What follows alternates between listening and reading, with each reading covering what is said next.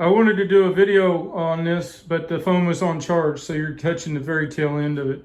And first of all, I got a video coming of the footage when I did this earlier this, well, actually, I guess it was last of the week, where I put these shelves up and built my little tool room out here as far as shelving it out and stuff. And that video, I have the footage of it, so I just got to, edit it down to where it's something you guys won't fall asleep to and everything. So the big problem today is I had to pull off and not finish my lawn route because my 266 went down.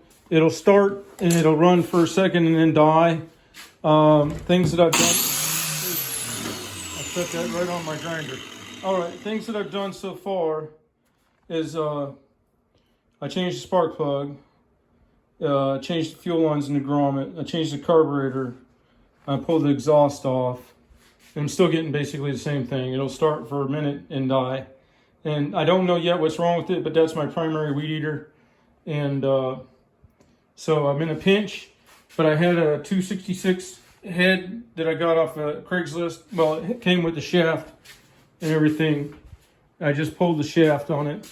It was a homeowner that only used it on their yard for 1 year. So you can pretty much tell by the condition of it that it's hardly got any use. So, like I said, you missed most of the action. Pulled the half shaft out of a Troy-built engine here. And yeah, I am annoyed that I can't just go to the store and buy what I need. It's very annoying. So now I'm at the point where I trimmed down the outside housing of the Troy-built. So that I have about this much material came off of it, so that I have the same amount of engagement. I didn't have to press the clutch drum down. What you got to do is you got that amount of the drive shaft sticking out, so you have to make that, you have to emulate that on that drive shaft by cutting down some of the housing so that you get just as much pushed into the clutch drum as with the factory shaft. Okay, that there is a great stick for, aside from that piece of shit speed feed head, which once you've used the other, you will never go back to it. It's a great shaft for a guy that's 7 foot tall, but if you're in the area 5'7", you're gonna not be able to do as many yards. If you ever try out a machine that's set up for somebody your size, you won't go back. But then again, that ain't gonna happen because nobody builds a machine that's set up for your size, unless you go to homeowner grade, which tells me what? Only giants do lawn service, because the outdoor power equipment companies refuse to make machines that are ergonomically designed for somebody that's of a shorter stature. So apparently, to their thinking, only people 6'4" and above go into professional lawn service, and yet you can find homeowner machines that are, so you got to spread that clamp. Yet you can find homeowner machines that are suitable for shorter people. So that tells you, yes, only monsters, only gigantic people get into lawn service. So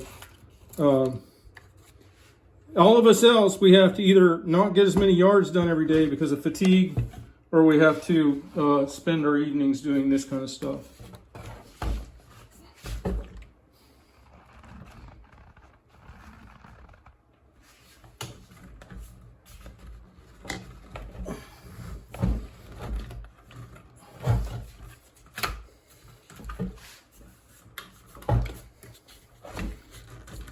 And I will admit, I like having the split shaft so that I can, store it behind the machine behind the seat of my truck. And it saves me so much time through the course of the day not having to secure equipment. And there's other things too. where this could be lying in the back of the truck with the blower, and I can just kind of pull some brush over the top of it. And because nobody would think that a commercial machine would sit in that small of an area, then they don't bother to look to see what's there. Hang on, I got to find something to put the butt end against that won't damage my setup, and I'm going to have to tap that in. Hang on just a second.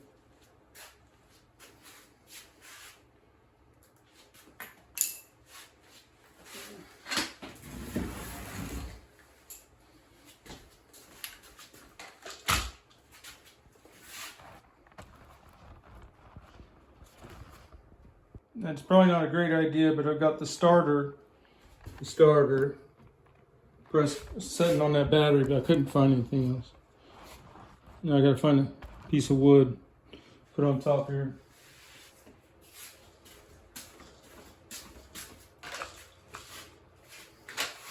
And hopefully I'll be fixing the other one as soon as I can figure it out. But hopefully I'll be back in business for tomorrow.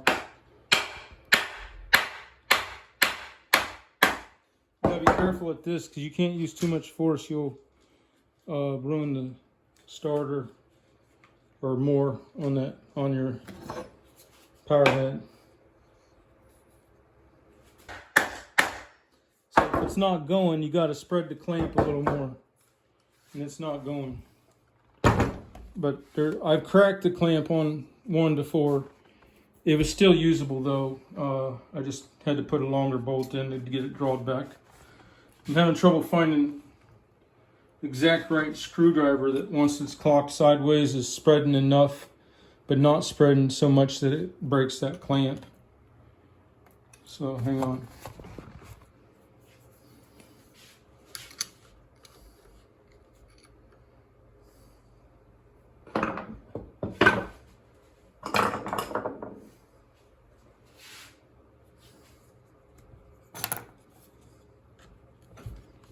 See the shaft on, there we go. That one opened it right up, and I think that's gonna help.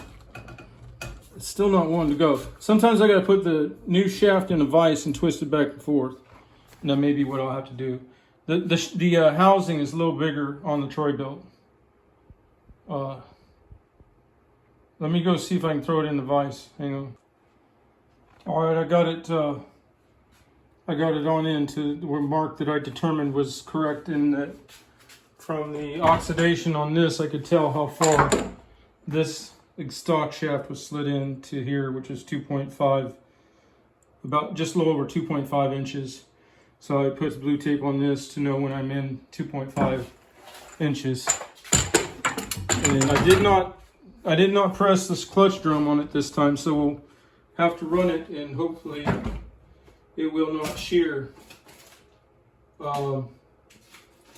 But I did mic it, and there was no difference on this Troy belt mid shaft on the drive shaft.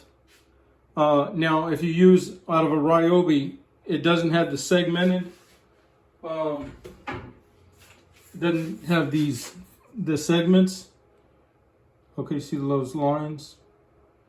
On a Ryobi half shaft, it'll be solid steel, and it's not the right size. You have to press the clutch drum down. The clutch drum nose will be, this one's all boogered up. But see, the clutch drum nose will not be the right size. You got to take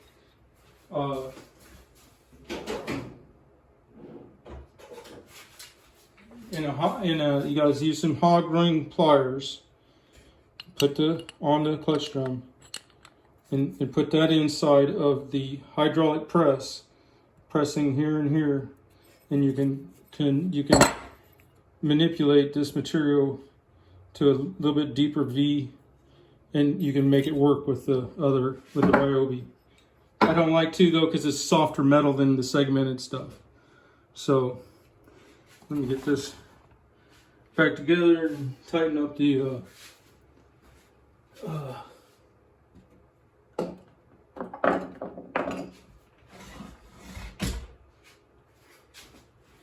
I can't find my damn Allen wrench. There it is. Wait a second. I'm trying to figure out. Yeah, see, I got the thing wrong. I'm not taking it back apart though.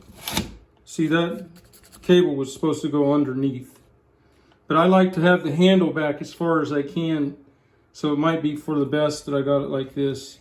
Gives a little bit more room to get out of the way, because normal handle position be out here. I'm trying to make things ergonomic, so most of the weight is right here at my hand, and I use these machines one-handed. So when I'm using them one-handed, that lets my left arm swing. And instead of, a lot of people when they string trim, they're strafing, and that takes longer and takes more energy. I like to walk in a normal fashion when I'm string trimming, with the machine held crossbody, engine to my right, handle in my right hand, and my workpiece on my left. It gives me more control, and I can cover a lot more yards quicker that way.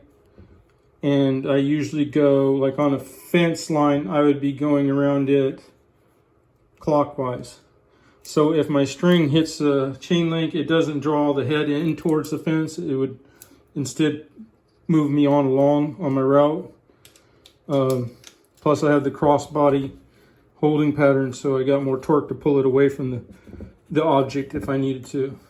And the same on a house or structure. I'm going around it. I'm going around structures.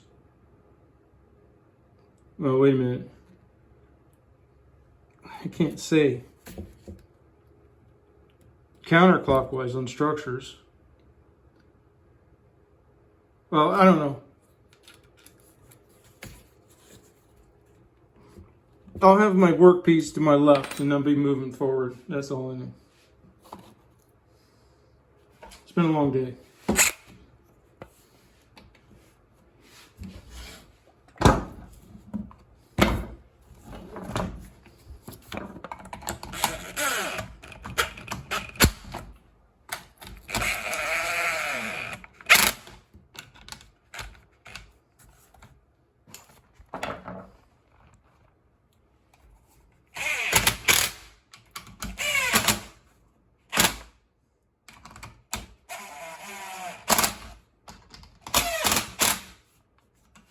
Okay, now if this don't work, my backup plan is my new 2620T. But then that leaves me without an edger head because I never bought a standalone edger. I've only used split bone. Let's see if it'll start. I mean, it should. I mean, it ran fine before. So unless I did something crazy, it should fire right up.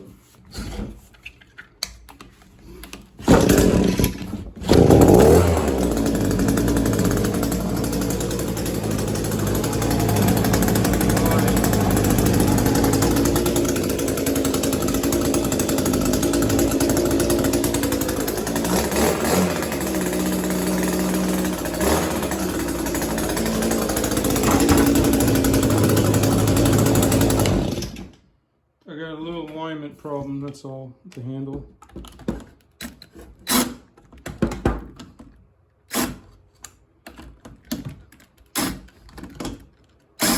Wow.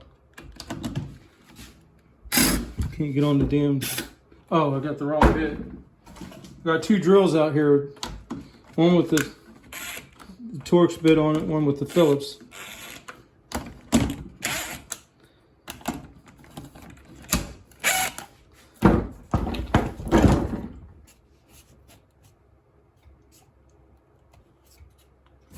It's funny, but I'll feel even the smallest bit of alignment, or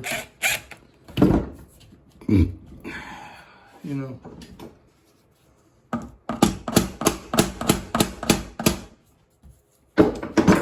And on string stuff, every ounce counts.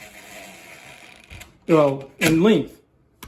If you've got a long shaft and it's sticking out 30 feet in front of you, it's going to be impossible to cover as many lawns. All right, that's all I got right now. I'm glad I'm able to get back up and running.